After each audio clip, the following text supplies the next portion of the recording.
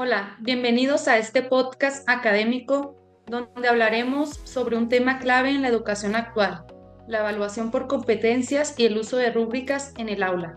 Mi nombre es Jessica Borjas, soy licenciada en Pedagogía y en esta ocasión me acompaña La licenciada Mirna Vázquez Chacón.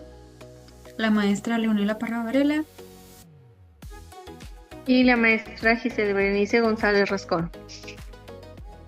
de manera breve. La evaluación por competencias busca valorar no solo los conocimientos, sino también las habilidades y la capacidad del estudiante para aplicar lo aprendido.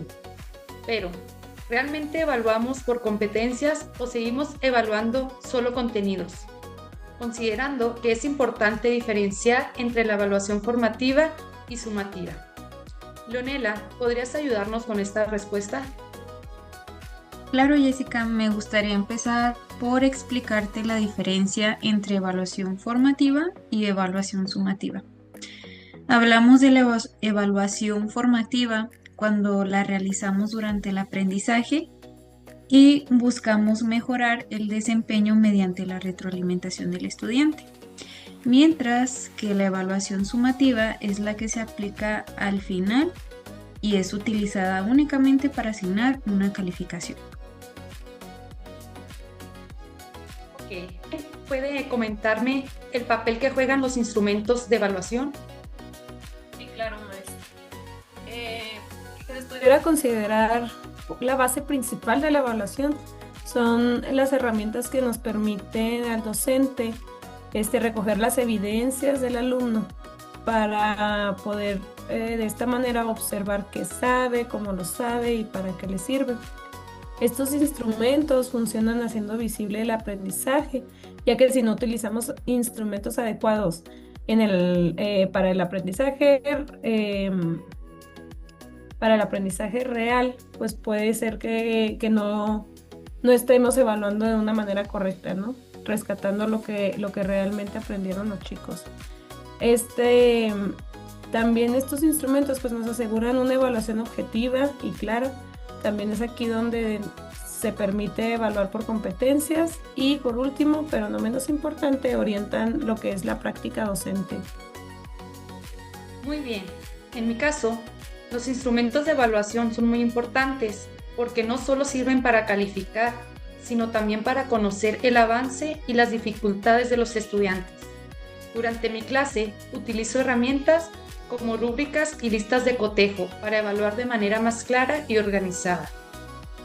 Giselle, ¿qué función tienen las rúbricas? Yo considero que las rúbricas tienen la función de establecer criterios claros y específicos para evaluar el aprendizaje de los estudiantes. También permiten que el docente como el alumno sepan qué se espera de cada actividad, lo que hace el proceso más transparente y justo. También ayudan a orientar el aprendizaje, ya que los estudiantes pueden identificar en qué nivel se encuentran y qué. Muy bien, considero tu respuesta muy asertiva. Mirna, ¿puedes compartir la diferencia entre una rúbrica holística y una analítica? Sí, claro. Primero, la rúbrica holística evalúa el trabajo del alumno de una manera global. Es decir, el docente da una valoración general sin separar distintos aspectos del trabajo. Por ejemplo, se puede decir que el desempeño es excelente, bueno, suficiente o requiere apoyo, pero sin detallar en qué partes destacó, por qué está siendo bueno, por qué está siendo excelente, ¿sí? En cambio, la rúbrica analítica es más detallada. Divide la evaluación en varios criterios como contenido, redacción, y ya a esto se le asigna un puntaje a cada uno. Esto permite identificar con mayor claridad los logros y las áreas de oportunidad del alumno. En pocas palabras, la rúbrica holística ofrece una visión general y es más rápida de aplicar, mientras que la analítica pues, nos permite una evaluación más precisa y brindar mejor retroalimentación. Ok, muchas gracias por tu aportación. Ahora pasamos a lo más importante. Leonela, desde tu experiencia, ¿qué tipo de evaluación predomina en tu contexto?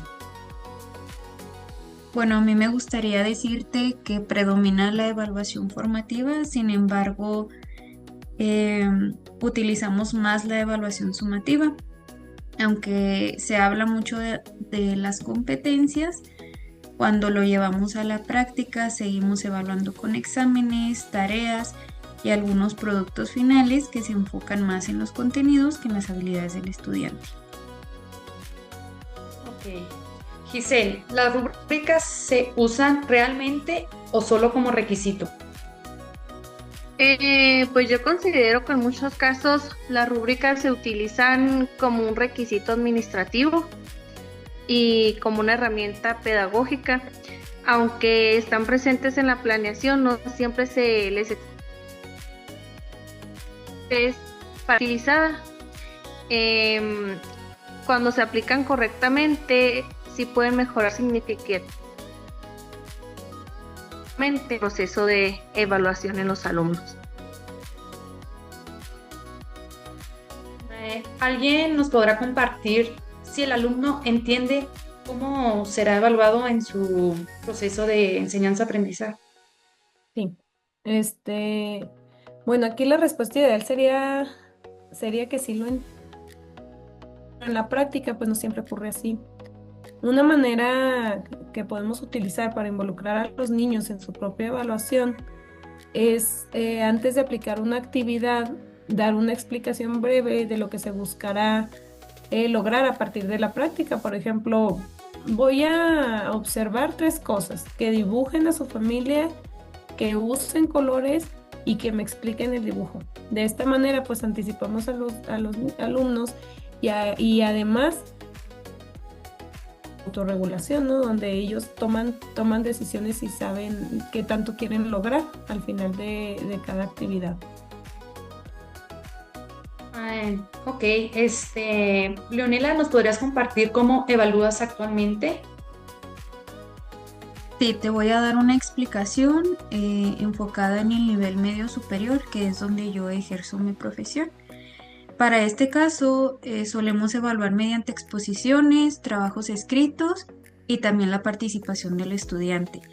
Y para la mayoría de los casos suelo utilizar rúbricas. Por ejemplo, para las exposiciones se consideran algunos aspectos como el contenido, la claridad, el dominio del tema y la presentación del estudiante.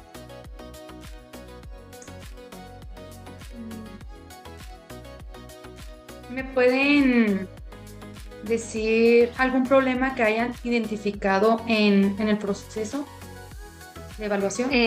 Claro, uno de los principales problemas es la falta de claridad en los criterios de evaluación, lo que genera confusión en los estudiantes. También influye el tiempo limitado que tenemos los docentes, lo que dificulta aplicar una evaluación más formativa. Además, muchas veces se sigue priorizando la calificación sobre el aprendizaje, dejando de lado la retroalimentación, que es fundamental para mejorar. ¿Algo más que quieran agregar? Sí, a mí me gustaría comentar, la evaluación no debería ser vista solo como una responsabilidad del docente, sino también como una oportunidad para que el alumno participe dentro de su propio aprendizaje. Bueno, en mi caso, los instrumentos de evaluación son muy importantes porque no solo sirven para calificar, sino para conocer el avance y las dificultades de los estudiantes. Durante mi clase utilizo herramientas como rúbricas y listas de cotejo para evaluar de manera más clara y organizada.